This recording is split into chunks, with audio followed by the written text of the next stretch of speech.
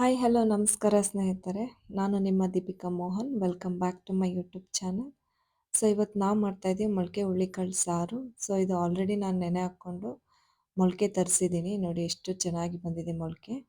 So ಹೇಗೆ ಮಾಡೋದು ಅಂತ ತೋರಿಸ್ತೀನಿ ಬನ್ನಿ. ಒಂದು ಕುಕ್ಕರಲ್ಲಿ ನಿಮ್ಗೆ ಎಷ್ಟು ಬೇಕೋ ಅಷ್ಟು ಮೊಳಕೆ ಕಾಳು ತಗೊಳ್ಳಿ. ಸೊ ನಾನು ಜಾಸ್ತಿ ನೆನೆ ಹಾಕಿದೆ, ಇದರಲ್ಲಿ ಅರ್ಧ ಹಾಕಿದ್ದೀನಿ. ಹಾಗೆ ಒಂದು ಮೀಡಿಯಮ್ ಸೈಜ್ ಆಲೂಗಡ್ಡೆ ಹಾಗೂ ಒಂದು ಮೀಡಿಯಮ್ ಸೈಜ್ ಈರುಳ್ಳಿ, ಬದನೆಕಾಯಲ್ಲಿ ನೀವು ವಾಂಗಿ ಬದನೆಕಾಯಿ ತೊಗೊಂಡ್ರು ಚೆನ್ನಾಗಿರುತ್ತೆ. ಹಾಗೆ 2 ನಾಟಿ ಟೊಮೊಟೊ ಹಾಕಿದ್ದೀನಿ. ಸೊ ಇದಕ್ಕೆ ನಾನು ಒಂದು 2 ಗ್ಲಾಸ್ ಅಷ್ಟು ನೀರು ಹಾಕ್ತಾ ಇದ್ದೀನಿ. ಇಲ್ಲಿ ನಾನೊಂದು ಸ್ವಲ್ಪ ಉಪ್ಪು ಹಾಕ್ತಾ ಇದ್ದೀನಿ. ಹಾಗೆ ಒಂದು ಸ್ವಲ್ಪ ಚಿಟಿಕೆಯಷ್ಟು ಅರಿಶಿನ ಹಾಕಿ ಇದನ್ನು ಚೆನ್ನಾಗಿ ಬೇಯಿಸ್ಕೋಬೇಕು. ಹುರುಳಿಕಾಳು ತುಂಬಾ ಒಳ್ಳೆಯದು ದೇಹಕ್ಕೆ, ವೇಟ್ ಲಾಸ್ಗೆ, ಹಾಗೆ ಕಿಡ್ನಿ ಸಮಸ್ಯೆಗೆ, ಹಾಗೆ ಬ್ಲಡ್ ಶುಗರ್ ಕಂಟ್ರೋಲ್ ಮಾಡುತ್ತೆ. ಕುಕ್ಕರ್ನ ಕ್ಲೋಸ್ ಮಾಡಿ ಇಲ್ಲಿ ನಾನೊಂದು 3 ವಿಸಲ್ ಆಗೋಷ್ಟು ಬೇಯಿಸ್ಕೊತಾ ಇದ್ದೀನಿ. ಹುರುಳಿಕಾಳು ಬೇಗ ಬೇಗ ಬೇಯೋದಿಲ್ಲ.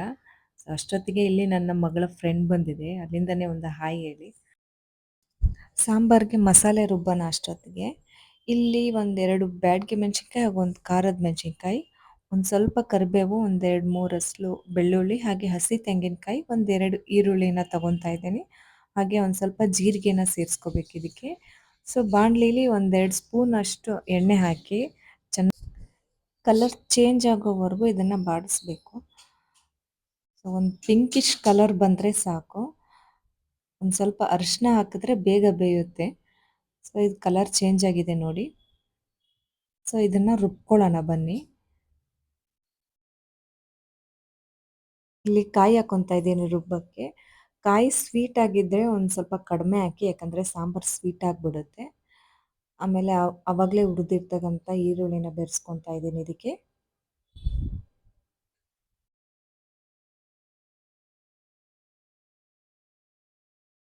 ಒಂದು ಅರ್ಧ ಸ್ಪೂನು ಅಥವಾ ಒಂದು ಮುಕ್ಕಾಲು ಸ್ಪೂನಷ್ಟು ಧನಿಯಾ ಪುಡಿ ಹಾಕ್ತಾ ಇದ್ದೀನಿ. ಬರೀ ಧನಿಯಾ ಪುಡಿ ಇದು. ಹಾಗೆ ಒಂದೆರಡು ಸ್ಪೂನು ಸಾಂಬಾರು ಪುಡಿ,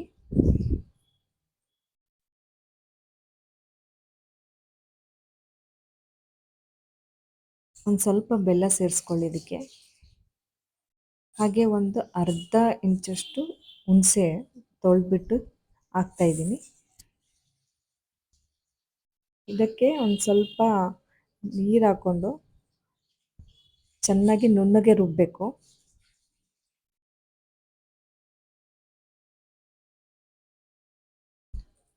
ಸೊ ಒಂದು ಇಷ್ಟು ಹದಕ್ಕೆ ರುಬ್ಬಿದ್ರೆ ಸಾಕು. ನೋಡಿ ಕಲರ್ ಎಲ್ಲ ಎಷ್ಟು ಚೆನ್ನಾಗಿ ಬಂದಿದೆ.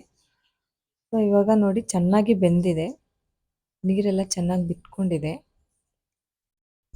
ಇದಕ್ಕೆ ನಾವು ಮಸಾಲೆನ ಸೇರಿಸ್ಕೊಳ್ಳೋಣ. ಕನ್ಸಿಸ್ಟೆನ್ಸಿ ನೋಡಿ ನೀರು ಹಾಕ್ಕೋಬೇಕು. ನಿಮಗೆ ತಿಕ್ಕಾಗಬೇಕು ಅಂದರೆ ಸಾಂಬಾರು ನೀರು ಸ್ವಲ್ಪ ಕಡಿಮೆ ಹಾಕಿ, ಇಲ್ಲ ನಮಗೆ ಸ್ವಲ್ಪ ನೀರಾಗಬೇಕು ಅಂದರೆ ನೀರನ್ನ ಜಾಸ್ತಿ ಹಾಕಿ, ಅದರಲ್ಲೇನು ತೊಂದರೆ ಇಲ್ಲ. ಸೊ ಇವಾಗ ಸಾಂಬಾರು ರೆಡಿಯಾಗಿದೆ.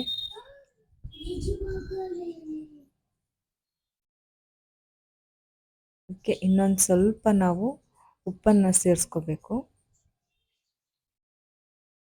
ಆವಾಗಲೇ ನಾವು ಬೇಯಬೇಕಾದ್ರೆ ಒಂದು ಸ್ವಲ್ಪ ಹಾಕಿರ್ತೀವಿ. ಇವಾಗ ಒಂದು ಸ್ವಲ್ಪ ಕುದಿಬೇಕಾದ್ರೆ ಒಂದು ಸ್ವಲ್ಪ ಚಿಟಿಕೆ ಉಪ್ಪನ್ನು ಹಾಕಿ ಚೆನ್ನಾಗಿ ತಿರುಗಿಸ್ಬೇಕು.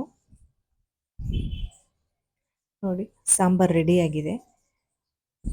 ಅದಕ್ಕೂ ಮುಂಚೆ ಒಂದು ಸ್ವಲ್ಪ ಟೇಸ್ಟ್ನ ನೋಡೋಣ. ಸೂಪರಾಗಿದೆ.